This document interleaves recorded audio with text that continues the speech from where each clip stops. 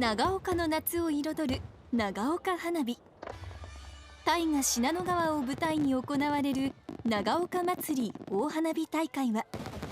今年も2万発の花火で長岡の夜空を焦がしました。今から80年前、1945年昭和20年8月1日の夜、長岡市はアメリカ軍による空襲を受け、市街地のおよそ8割が焼け野原と化しました。長岡空襲では1489人の尊い命が失われました。空襲が終わって間もない8月3日の朝、焼け野原となった大手通り商店街の女性が商いを始めている姿です。自分たちの家や店舗を失いながらも、生き生きと笑顔を浮かべ生活用品を販売する姿は、まさに長岡魂そのもの。商魂たくましい姿がありました。このことに目をつけた新潟県商工経済会中越支部の支部長であった駒形重吉は、人を集めて活力を生み、復興への機運を高めようと祭りを開催する発想に至りました。空襲の翌年、1946年8月1日に開催された復興祭り。これが長岡祭りの起源です。戦災から1年、まだ町に瓦礫が残る中、長岡市民はたくましく立ち上がりました。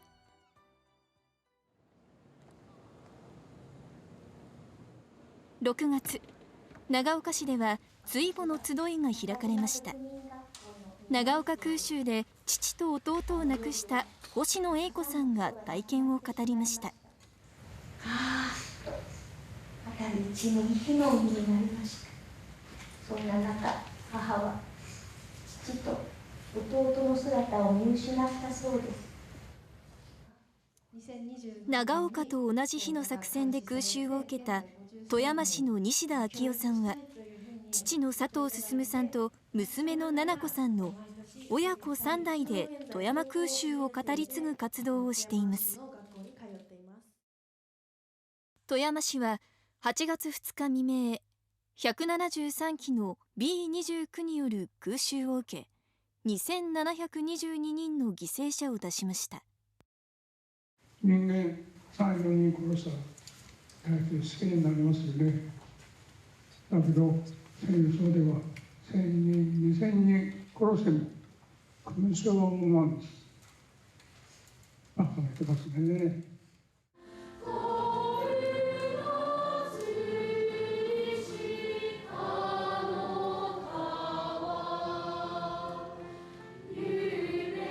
戦災の悲劇を語り継ぐ活動は戦後80年を迎え、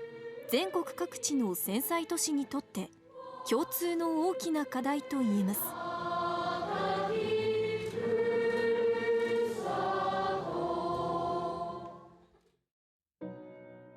長岡空襲から80年、亡くなられた方々への慰霊と鎮魂、戦災の復興に力を尽くした先人への感謝、そして復興と平和への誓いを込めて、戦災から80年の夜空を染める大輪の花火。今年も長岡に暑い夏がやってきました。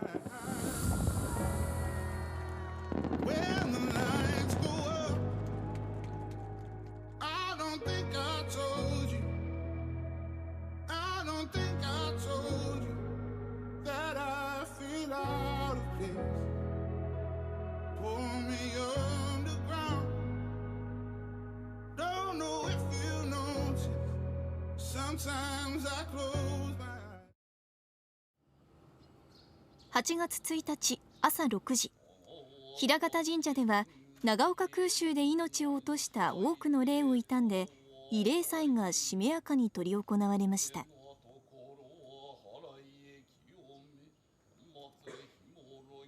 平方神社は空襲の際、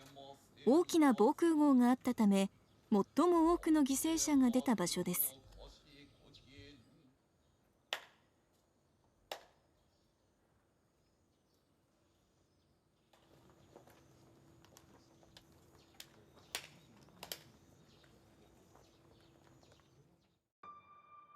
太平洋戦争末期の1945年8月1日の夜、長岡を襲った B29 は125機。1時間40分にわたった爆撃で多くの尊い命が失われ、市街地が焼け野原となる甚大な被害を受けました。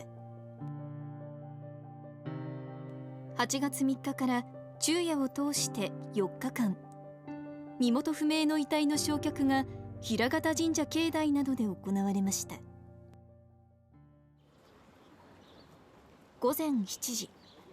国館学校発祥の寺として知られる四郎丸の正福寺では、戦災殉難者墓前法要が行われました。当時、長岡市は市内の各地で合同火葬された数百体の身元不明の大量の遺骨の埋葬場所を探していましたが、正福寺が快く引き受けてくれたのです。苦しんでいる方々の、お気持ちを察して、受け入れたんだなと思っております。その強い、慈悲の、思いをずっとつなげていくことが私の役目かなと思っております。長岡空襲から80年経ちました。語り継ぐ人もだんだん少なくなってきたということであります。決してそうではあってもですね、この長岡空襲と戦争のこの記憶というもの、苦しみというものを忘れてはならないというふうに思います。ぜひこの80年を一つのきっかけとして、さらに次の世代、子どもたちに、未来の世代にしっかりとこの戦争の記憶を伝えていくことが長岡の使命だと改めて感じました。黙祷。空襲では多くの教職員と学生、児童の尊い命も奪われました。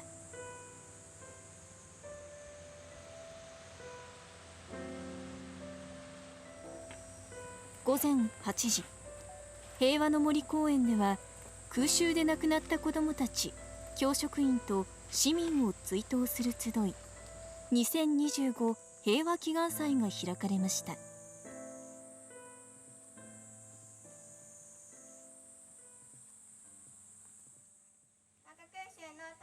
表町小学校の平和学習実践発表では、平和学習で学んだ知識を生かしてさまざまな形で伝える取り組みを進めてきました。長岡市立表町小学校、史跡巡りや平和学習を学んだ上で下級生に伝えていく活動に取り組んでいます。自分たちが平和について考えたことっていうことがこれまでなかったので、それぞれがもう平和とはということを子どもたちに問い返しています。でその中で戦災資料館にあったジオラマを作りたいとか、戦争体験者の話を聞いて、動画とか紙芝居を作りたいっていう思いから、活動に入っていきました。でその自分たちの活動を今度じゃあ全校のみんなに広げて、平和とは何かっていうことをそれぞれが思ったことを伝えていくっていうのが今回の活動になります。6年生が開いた平和を考える会では、自分たちが学んだ知識をさまざまな方法で 1,2 年生に伝えていました。空襲の悲劇を自分たちで作った動画や紙芝居で下級生に伝えることで、自分たちの確かな知識につなげているのです。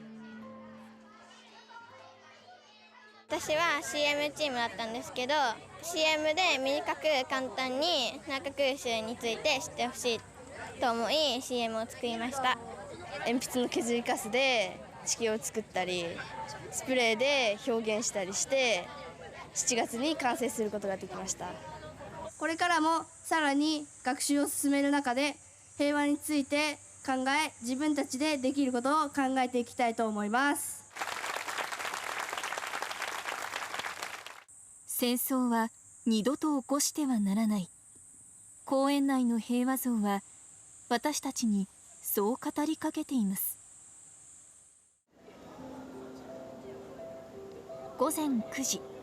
青折長岡では長岡市平和記念式典が行われました。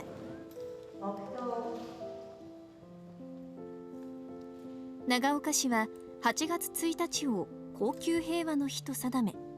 戦争のない平和な世界の実現に向けて決意を新たにしています。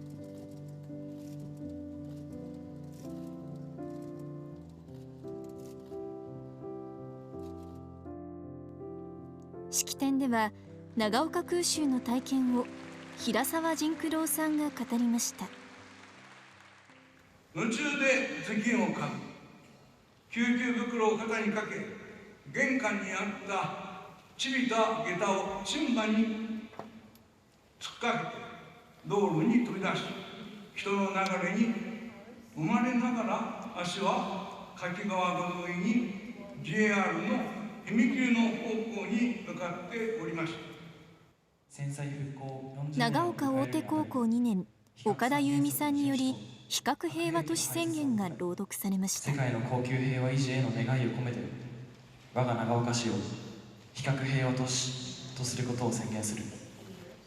昭和59年8月1日、長岡市。広島平和記念式典に派遣される長岡の中学生19人に、市内20校の小学生から広島に平和の思いを届ける折り鶴が託されました。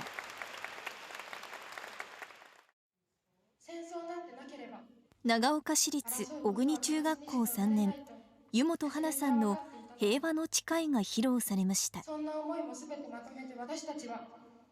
戦争で亡くなったすべての人の思いを背負って生きていかなければならないと思う。たった80年前に起きたこの悲惨な現実を過去として風化させないために、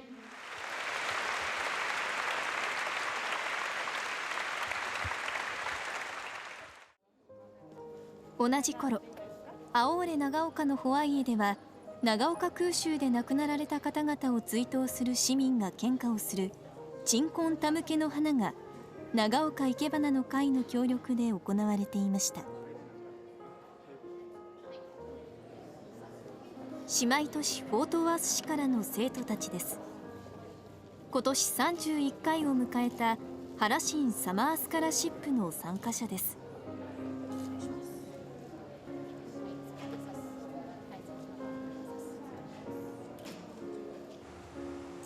長岡戦災資料館には太平洋戦争や長岡空襲に関する貴重な資料が数多く展示してあります。参加した皆さんは毎年長岡の歴史を学んでいます。また資料館には戦災殉難者の遺影が収められています。長岡空襲で犠牲となった新潟鉄道教習所の少女6人の遺影が新たに加わり、現在379枚が展示されています。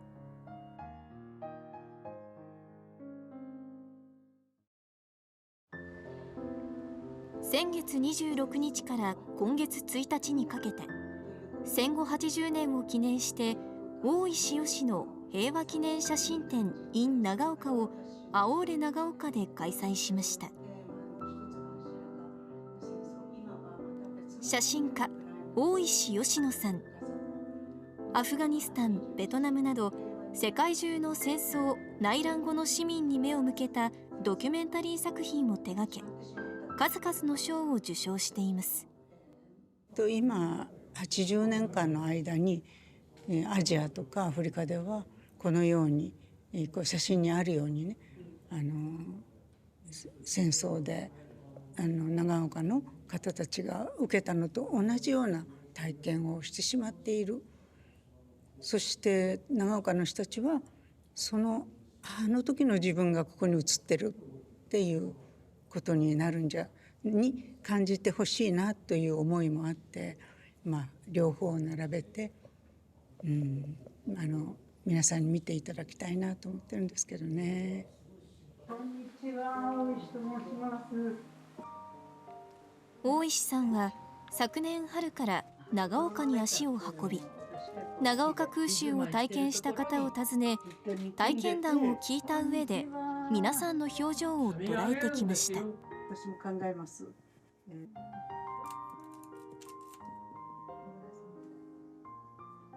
思い出しますね。この時わざわざちょうど1年前ですね。そうなりますね。そうですよね。これがそうです1日ですもんね。本当。嬉しい。でもいらしてメイドのいい土産ですね。もう一度私伺いますから。戦後は今も続くと題し、大石さんが半世紀にわたって捉え続けた被写体の数々。特に広島、長崎、沖縄での作品は、同じ日本人の我々に平和のありがたさを語りかけてくるようでした。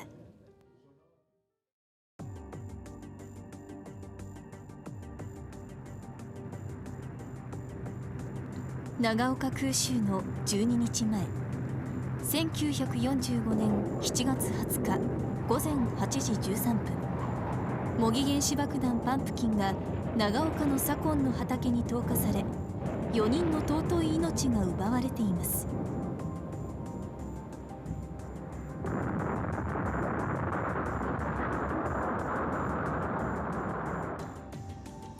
それは新潟市が原子爆弾投下予定地であったための訓練弾で、新潟県内では他に柏崎市と阿賀町にも投下されています。アメリカ軍は日本各地に49発も投下しているのです。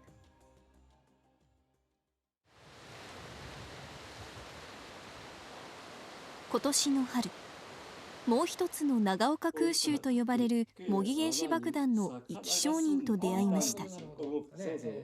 柏崎市にお住まいの横山修二さんは、80年前左近に投下された模擬原子爆弾で祖母を失い、当時3歳だった横山さんも腹部に重傷を負いました。その時の怪我、ここ、ああ、そこで病院行ったのね。ここで怪我をして、それで日赤に入った。病院の先生は破片が入ったけれども、まあ取らなくてもいいと、まだまだ子供ですから。怪我をした横山さんは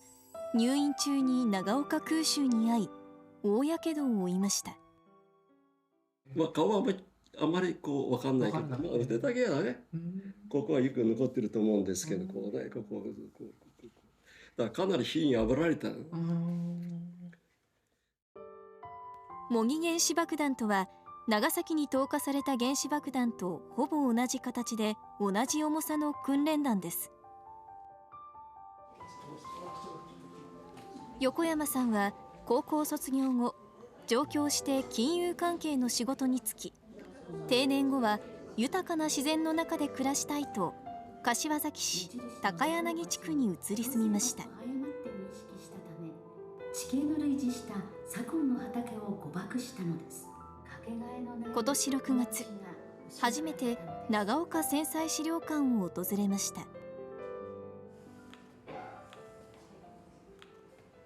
うわ、すごいもの落とされたんだな。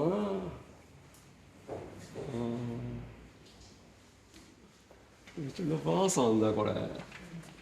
あ、62歳だったかね。こんなに大きいのをして、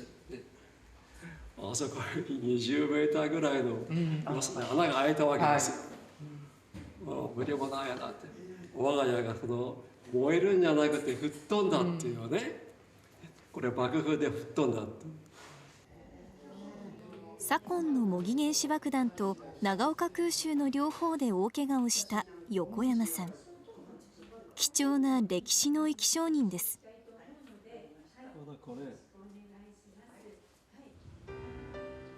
長岡空襲で多くの犠牲者を出した柿川です。7月26日早朝、灯籠流しが行われる柿川の清掃が青年会議所メンバーの手で行われました。当日会場で足を取られたりしないようにというところでやっている事前清掃ではありますが、市街地に対するクリーン作戦、地域活性という活動としてもやっております。慰霊祭が開かれる平方神社でも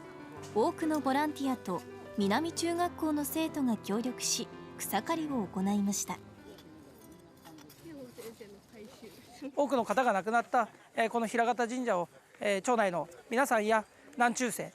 そして多くの皆さんからボランティアをいただいてみんなで清掃をしようということでやらせていただいております。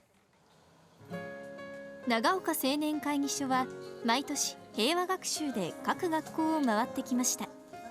今年は青年会議所メンバーの枠を超え新たな試みに挑戦しています。持続可能な平和学習とする第一歩といたしまして、長岡造形大学の学生6名と一緒に平和学習を実施してきました。でその中で子どもたちを携わっていって本当に非常に子どもたちもまた学生たちも非常に有意義な時間を過ごしたのかなと思っております。県外の学生がほとんどですが、長岡の歴史を学び分かりやすく子どもたちに語りかけていました。子どもたちも家族とか友達にその平和学習で学んだことを伝えようとしてくれたので、自分も平和学習をしてよかったなって実感しました。大手通り周辺でも商店街や地元有志の皆さんが協力して清掃に当たりました。長岡を訪れる多くの人を迎えるため、長岡市民が一丸となっての取り組みです。今年は戦後80年の年です。先人への感謝、そして恒久平和の思いを未来につなげてまいりましょう。それではこれより長岡まつり平和祭を開会いたします。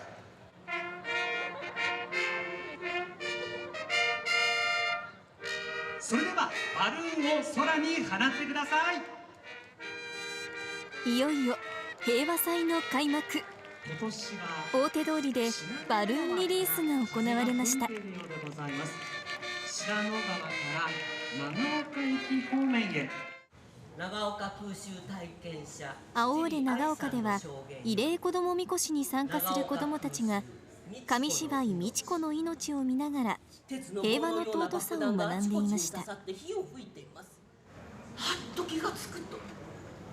背中であんなにと言っていた美智子の声がしません。美智子どうしたの？顔も体もむごいやけどでした。長岡青年会議所では今年1年を通して子どもたちに長岡魂を学んでほしいと、でさらにそれを伝えられる人材になっていただきたいということで、8回の講座を計画しています。そのうちの一つとして牧野忠政様と、白友会の今井金之助様にお越しいただいて、子どもたちと一緒に牧野家のご霊廟と昇魂社を、見学しご説明をいただきました。で今回子どもみこしを開催した経緯としますと、長岡祭りというのは空襲の復興からできたものであって、でそれをどちらも慰霊と復興の思いを子どもたちに知っていただくことによって子どもたちに不撓不屈の精神を学んでいただけるだろうということで、今回開催するに至りました。慰霊子どもみこしはメイン会場の大手通り交差点に入ります。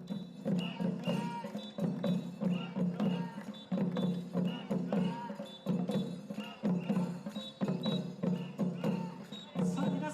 子どもみこしが前を通りましたら大きな拍手で子どもたちをお迎えください。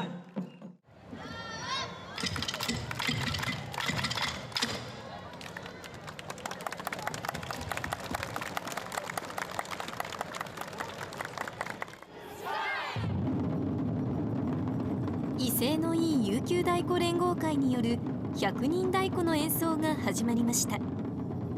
長岡祭りになくてはならないものの一つです。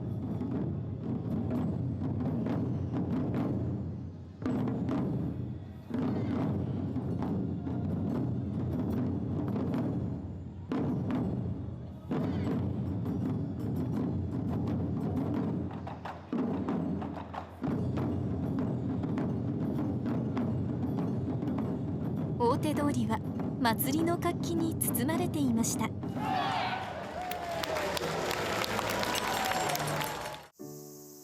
その頃、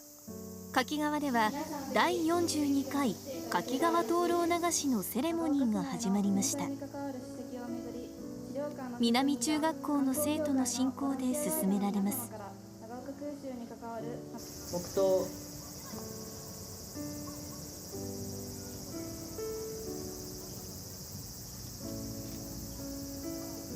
我々はこの長岡空襲の史実とこの平和への願いを後世へ伝えていくことが使命だと私は考えております。生後4日で空襲に遭い、家族など6人を失った遠藤よし子さん。母子像のモデルの一人とされています。もう常願寺では家族が待っていてくれると思ったそうなんですが、全然誰もいないし、次の日に兄が野々町の焼け跡に来たら、全員が折り方なくてカバンを合うようにして亡くなっていたそうです。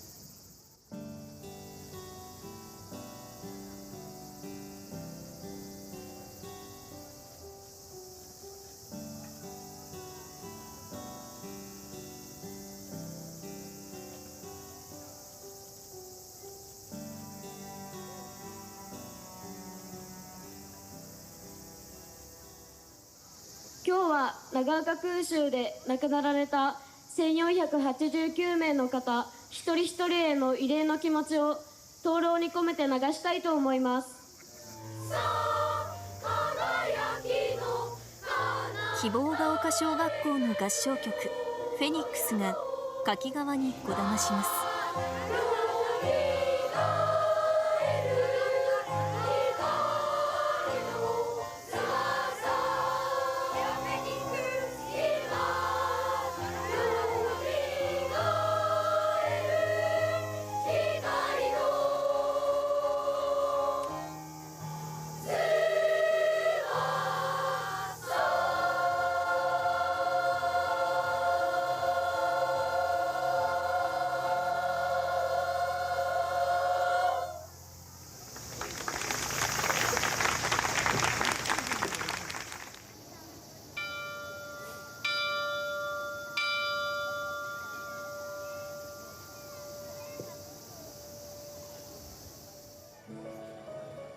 平和への願いを込めた灯籠が水面をゆっくりと流れていきます。柿川は長岡空襲で多くの犠牲者を出した場所です。空襲で亡くなった1489人の霊を慰め、平和を祈るため灯籠流しは続けられています。賑やかな祭りと長岡の復興の陰に空襲による多くの犠牲者があったことを忘れてはなりません。いくつもの灯籠の明かりはあまたの魂を鎮めるかのように柿川を照らします。大民謡流しが始まりました。今年は45団体およそ3400人の踊り手が参加し開催となりました。曲は江戸時代から踊り継がれている長岡甚句です。長岡藩時代、お盆の13日から18日まで城下や近郷の村では神社や寺の境内に櫓を組み、人々が輪になって盆踊りに興じました。この時に歌われたのが長岡甚句です。藩士の間でも流行したので五家中節とも呼ばれていました。そんな言われのある長岡甚句は今も市民に愛されています。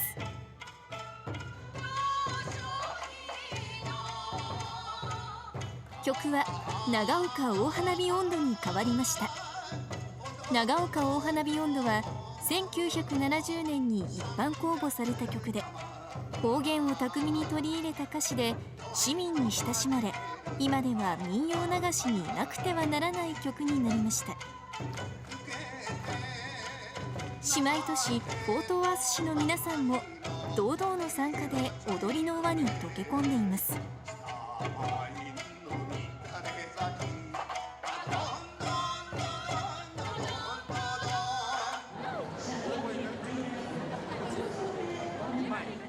長岡みこし協議会関会長、よろしくお願いいたします。皆様お疲れ様です。長岡みこし協議会です。我々協議会会員は慰霊復興戦後80年を迎え、気持ちを新たに慰霊みこし渡御をさせていただきます。よろしくお願いします。大手通りに木遣りが響きます。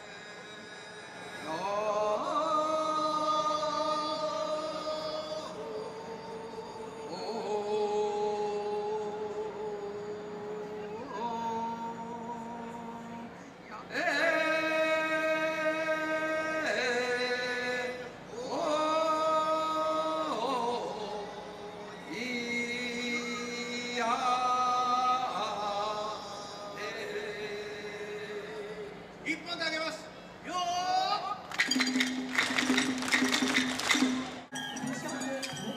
関会長の一本締めに合わせ、各会一斉に慰霊みこし渡御の幕が開きます。四方から大手通り交差点を目指す各会の担ぎ手にも力が入ります。今年は20団体のみこしとおよそ2500人の担ぎ手が大手通りを埋め尽くしました。各界の担ぎ手の威勢のいい掛け声が大手通りに響き渡ります。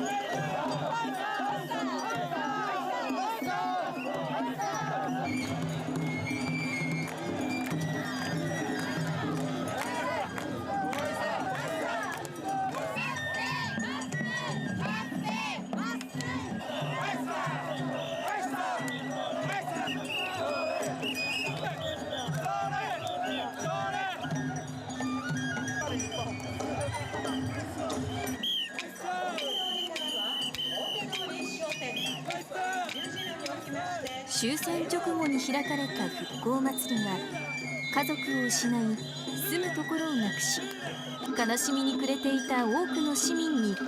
希望と立ち上がる勇気をくれたように、祭りはこれからも長岡市民の心を熱くしていきます。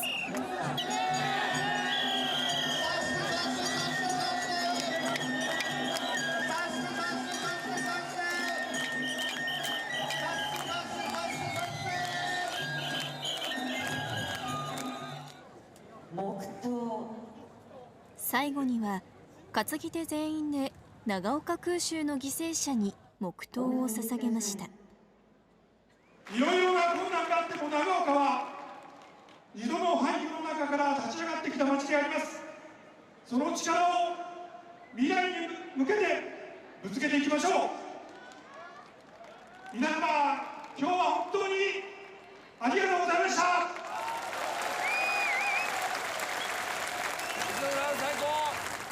よ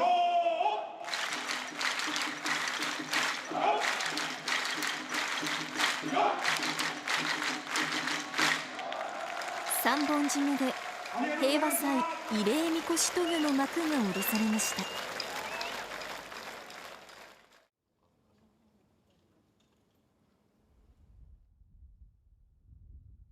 午後10時半、鎮魂と平和への祈りを込めた白菊3発が打ち上げられ、長岡市内の寺院の鐘が鳴らされます。それは80年前、長岡空襲が始まった時間、町には平和への限りない願いが満ちていました。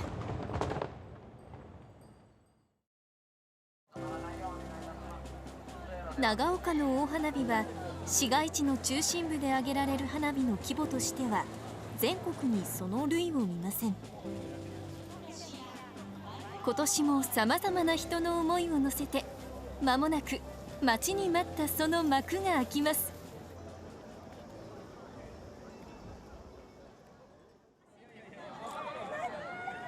そして今、戦災から80年目の夜空に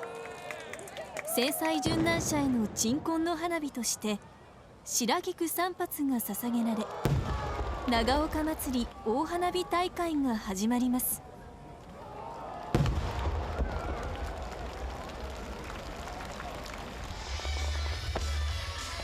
カノン、この先に続く未来に向かって名曲カノンに乗せてマジックアワーの空に広がるナイアガラ超大型スターマインです。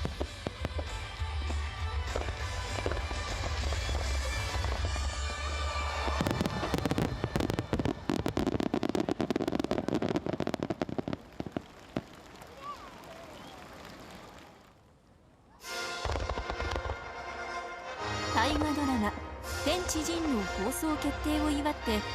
2008年に打ち上げが始まった天地人花火。長岡とゆかりの深い戦国武将直江兼続公が掲げた愛をテーマに今年も打ち上げられます。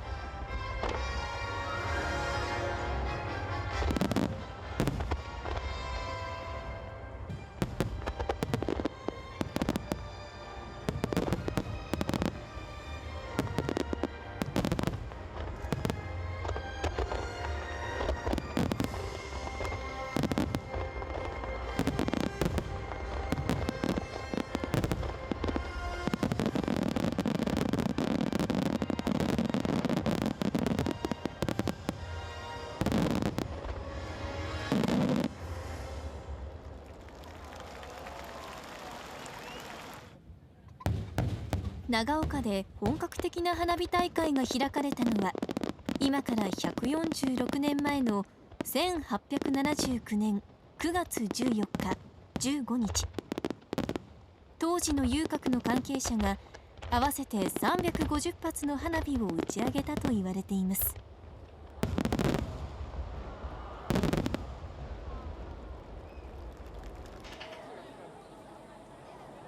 全長850メートルの長生橋がレインボーカラーにライトアップされました。長生橋は1937年10月現在の鉄橋に架け替えられ、今年で88年米寿を迎えます。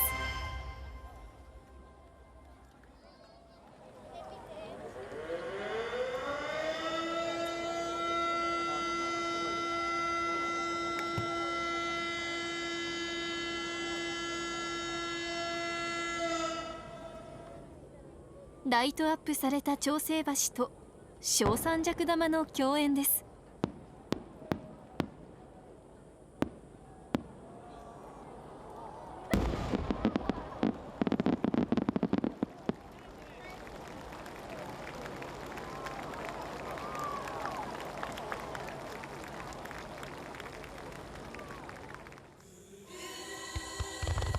ミュージックスターマインふるさとは一つ。戦災や中越地震を乗り越えてきた長岡の人たちの心意気をイメージして歌手で作曲家の宇崎竜童さんと妻で作詞家の秋陽子さんが手掛けた曲「ふるさとは一つ」に合わせて1000発を超える花火が上がります。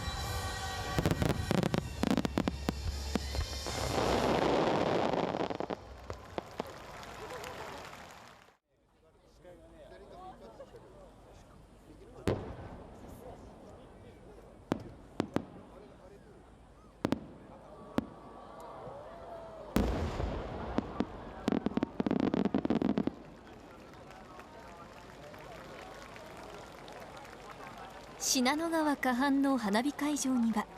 全国から2日3日の両日たくさんの観客が訪れました。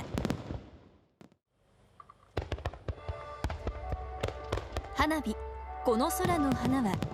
2020年に亡くなられた大林信彦監督が長岡花火に魅せられ2011年に制作した映画「この空の花長岡花火物語」にちなんだ花火です。世界中から戦争がなくなり爆弾が花火に変わればいい。空襲を経験した長岡から世界へ平和のメッセージが送られます。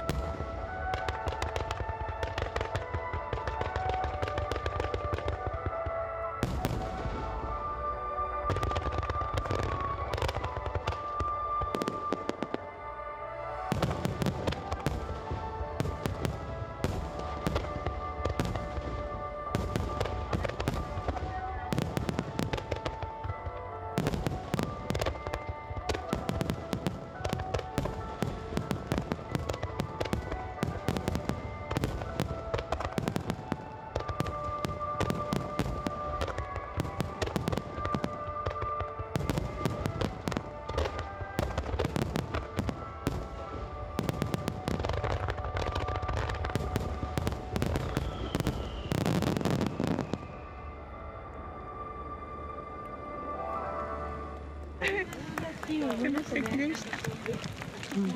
敵でした。ありがとうございます。復興祈願花火のフェニックス2025。無音の中、戦災から80年の夜空に白一色の花火が広がります。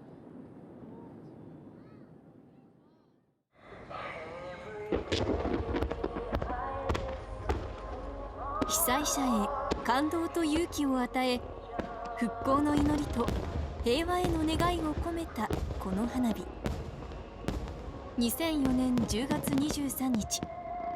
中越地震は長岡市にも大きな被害をもたらしました。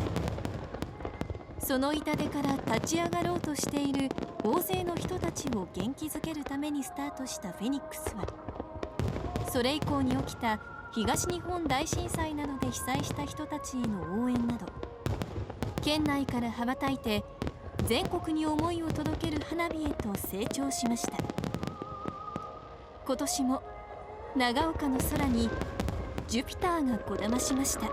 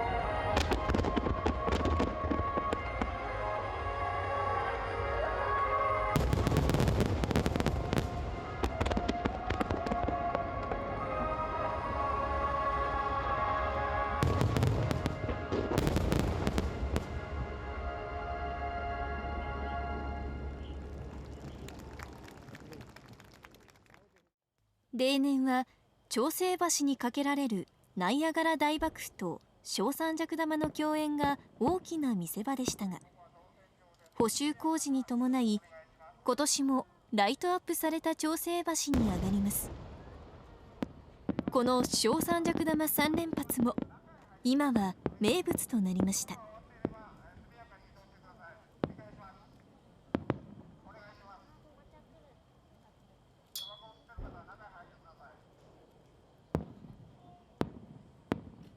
芯の破裂の後に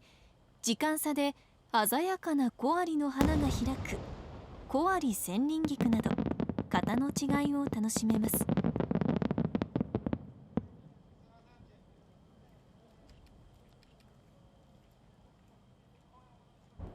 3発の小三尺玉には慰霊、復興祈願、世界平和への祈りの3つの思いが込められています。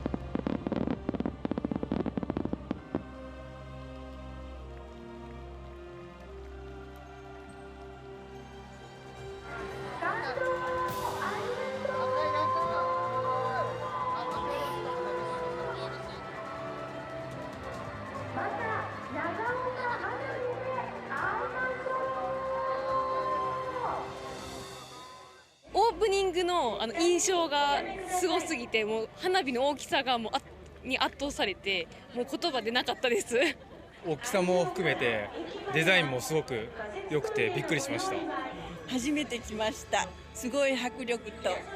美しさにもう感動いっぱいです。毎年毎年こういうふうにして復興を願ってやられているということはすごいなと思ってます。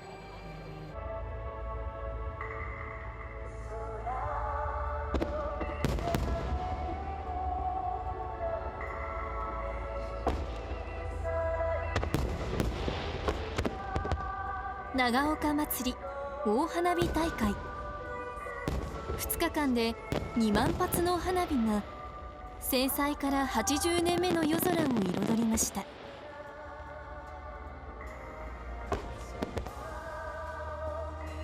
長岡の花火に込められた平和への思い、そして復興への願い、その思いは長岡の明日を担う子どもたちに